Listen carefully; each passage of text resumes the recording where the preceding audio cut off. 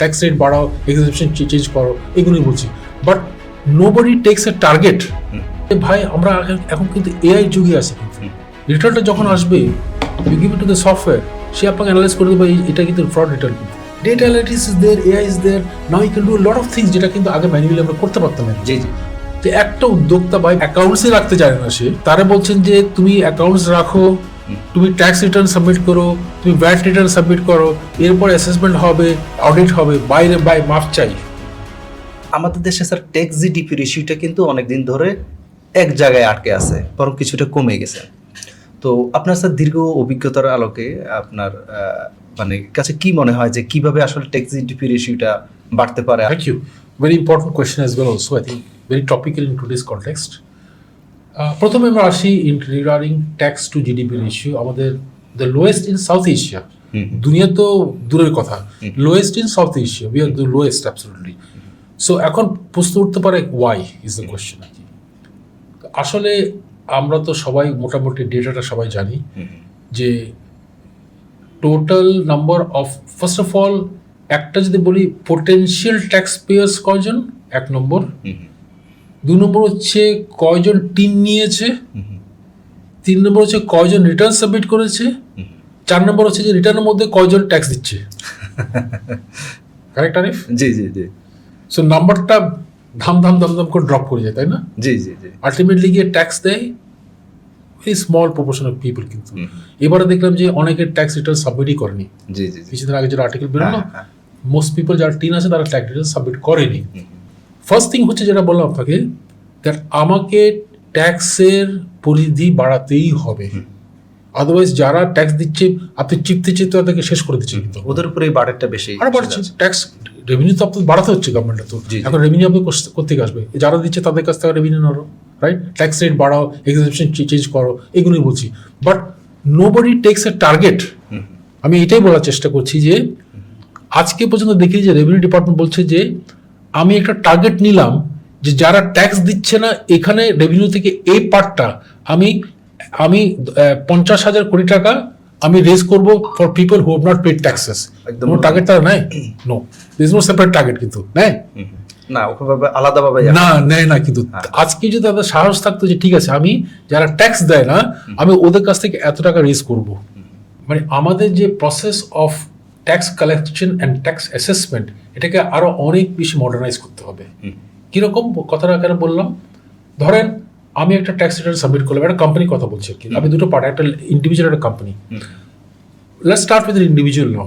এখন আমরা অনলাইন করে দিয়েছি, very nice, excellent idea. But interesting part আমি আপনাকে বলি, বিদেশে আমার ছেলে যে থাকে, দুই ছেলে আমার থাকে, ওদের যে ট্যাক্স রিটার্ন সাবমিট করে ভেরি সিম্পল, কিন্তু যে কত টাকা ইনকাম, কত টাকা কেটেছে, সাবমিট করে দিল, end of story. No asset liability statement কিন্তু আপনার, সিম্পল একটা ট্যাক্স রিটার্ন কিন্তু আপনার। আর আমাদের দেশে কি করেছেন আপনি, একটা যদি অনলাইন ট্যাক্স রিটার্ন আপনাকে ফিল আপ করতে হয়, আপনি যদি ট্যাক্স না বুঝেন আপনি পারবেন? নাম্বার টু হচ্ছে যে একটা কোম্পানি যখন ট্যাক্স রিটার্ন সাবমিট করে, ফার্স্ট থিং হচ্ছে যে ভাই আমরা এখন কিন্তু এআই যুগে আছি। কিন্তু রিটার্নটা যখন আসবে you give it to the software, সে আপনাকে অ্যানালাইজ করে দেবে এটা কিন্তু ফ্রড রিটার্ন। কিন্তু কয়েকটা নাম্বারস বার করতে হবে, কিছু না। কিন্তু cash conversion cycle, inventory days, receivable days হয় না তো। এটা তো ইউ আস্ক হিম কোশ্চেন্স, মানে কর্পোরেট রিটার্নটা, হ্যাঁ কর্পোরেট রিটার্ন চেক করা যায়। কেন ভাই তুমি 5টা অডিট করবো, তুমি একটা করে শেষ, এরা কোশ্চেন করে সবগুলো অডিট করার দরকার নেই। যেগুলো তুমি অ্যানুয়ালি পাবা, তোমার এআই যেটা বলছে এটাতে অ্যানুয়ালি আছে, ওদেরকে তুমি করো। Data analytics is there, AI is there, now you can do lot of things যেটা কিন্তু আগে ম্যানুয়ালি আমরা করতে পারতাম না। জি জি।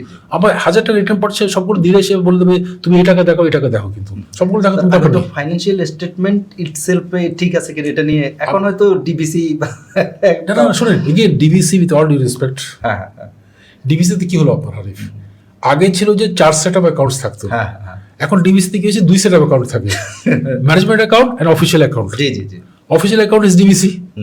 তো অফিসিয়াল অ্যাকাউন্ট যে কারেক্ট স্টিল নো, কারণ অফিসিয়াল অ্যাকাউন্ট যখন একটা ট্যাক্স একটা কোম্পানি করছে, সে কি চেষ্টা করছে যে আমি সামান্য কিছু ট্যাক্স দেখাই দেবো, কারেক্ট? ওয়াই? এটাও আমি আপনাকে বলি, ভেরি ইন্টারেস্টিং, আপনি বুঝবেন জিনিসটা, যে আমাদের বাংলাদেশে মিনিমাম ট্যাক্স আছে, রাইট? মিনিমাম ট্যাক্সের ক্যালকুলেশন তিনভাবে হয়। একটা হচ্ছে পার্সেন্টেজ অফ টার্নওভার, জি জি একটা হচ্ছে যে ট্যাক্সটা আপনার কেটেছে, আর একটা হচ্ছে অ্যাকচুয়াল ট্যাক্সটা কি হবে। জি জি প্রায় ক্ষেত্রে পার্সেন্টেজ অফ টার্নওভারটা হায়ার হয়, জি জি জি ঠিক আছে? এখন আপনি যখন দেখছেন যে পার্সেন্টেজ অফ টার্নওভারের ট্যাক্সটা হাইয়েস্ট, আমি করছি অ্যাকাউন্টস ওইভাবে করছি জি জি মানে two consider make sure that আমার অ্যাসেটটা বিল্ড আপ করতে পারি আমি। জি জি জি অফিসিয়ালি অ্যাসেটটা বিল্ড আপ করার জন্য is a fabricated account. So আমি যেটা বলার চেষ্টা করছি যে ইভেন ডিভিসি রিটার্নস হ্যাঁ হ্যাঁ should be again put to the AI and say তুমি চেক করে দেখো।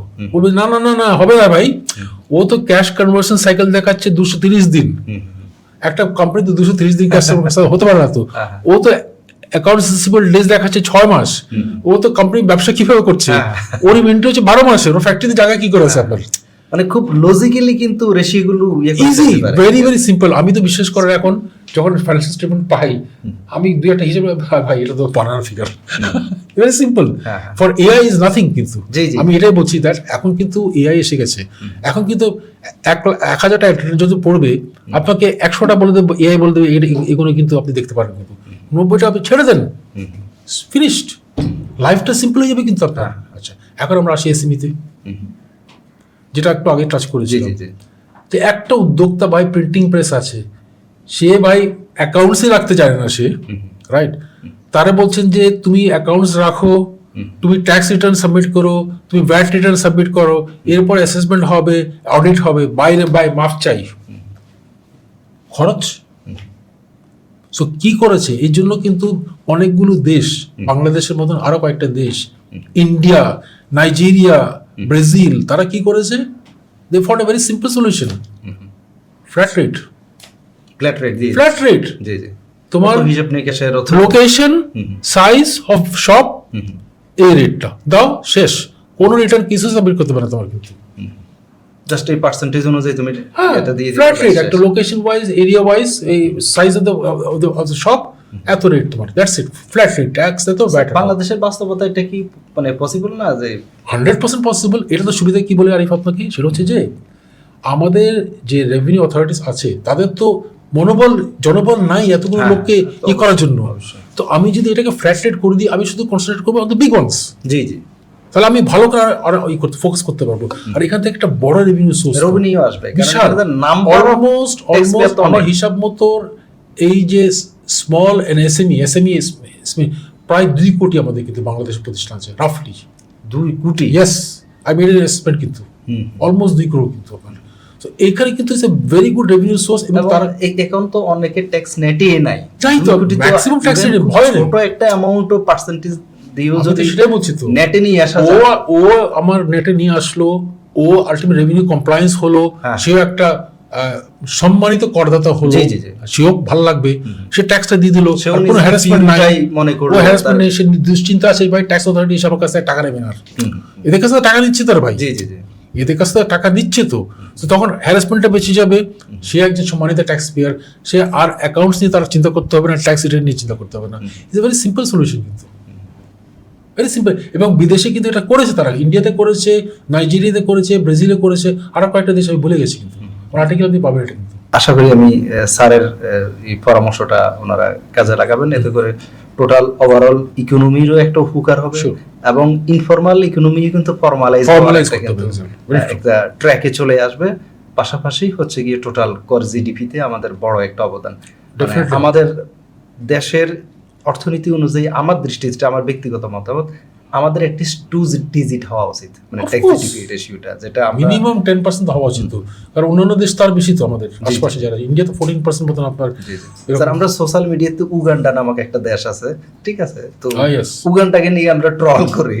স্যার উগান্ডার ট্যাক্স জিডিপি রেশিও 15%, চিন্তা করে সেটাই, মানে অলমোস্ট আমাদের ডাবল, ঠিক আছে। তো সেই ক্ষেত্রে আমরা ডাবলে যেতে পারছি না, তো উইচ ইজ, তো আমি বিশ্বাস করি মানে স্যার আজকে যে সাজেশন রাখলেন, মানে বিশেষ করে যারা আনটাচ ওনাদেরকে রিচ আউট করা, এবং বিশেষ করে এসএমইদেরকে যদি মানে রিচ আউট করা যায়, এটা কিন্তু খুব ভালো একটা, এবং অবশ্যই রিচ আউটটা করতে হবে সিম্পলিফাই করে, এইটাই বলছি, তাহলে ওনাদের একটা মোটিভেশন কাজ করবে, একটা অ্যাবসলিউটলি ফ্ল্যাট রেট ভাই, টাকা দিয়ে শেষ, তোমার কোনো কিছু লাগবে না, খুব বেশি কমপ্লায়েন্স নাই, খুব বেশি বুকস অফ অ্যাকাউন্টস নাই, ঠিক আছে, একটা লোকেশন বা থ্রেশহোল্ড অনুযায়ী ওনাদেরকে যদি একটা ইয়ে করা হয়, এক্সিলেন্ট।